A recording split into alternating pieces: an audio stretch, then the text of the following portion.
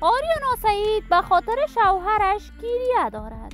افشای حقایق و رازهای باور نکردنی زندانی شدن اسیب سعید در امریکا و قاچاق انگفت پول توسط این مرد. اسیب سعید اکنون در چه حالت زندگی دارد و در کدام کشور است؟ من در این ویدیو پیرامون حقایق همین ماجرا خواهم پرداخت. پس در ادامه با کانال دنیا اینفو باشید.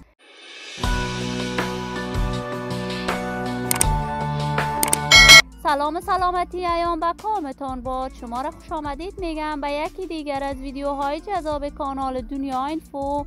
برای دوست شدن با این کانال علامت سابسکرایب را فشار دهید تا از ویدیوهای دیگر کانال دنیا اینفو هم آگاه شوید.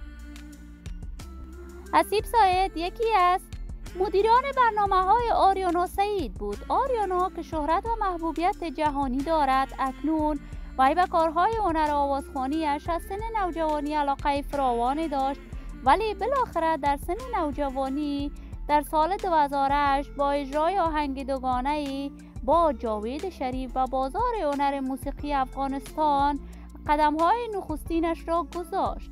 آریانا سعید دوستداران و طرفداران صدایش بیشمار بوده است. اکنون میتوان با صراحت گفت آریانا سعید یکی از هنرمندان جهانی افغان است که کنسرت‌هایش به سطح ملی و بین المللی برگزار می شود. آریانا سعید در کشور انگلستان بزرگ شده است، ولی اکنون در ترکیه زندگی دارد و زندگی خوش دارد. آریانا سعید در امریکا نهادی برای دفاع از حقوق زنان ساخت و خانه‌ای به ارزش $500,000 امریکایی خرید کرد.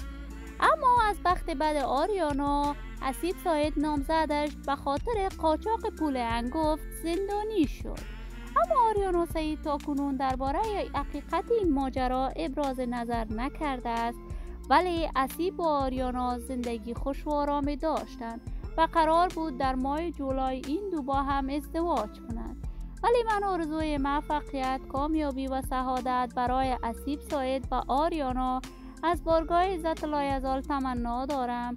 دوستان نهایت ارجمند کانال دنیا اینفو، برای دوست شدن با کانال دنیا اینفو علامت سابسکرایب را فشار دهید تا ویدیوهای دیگری این کانال را از دست ندهید.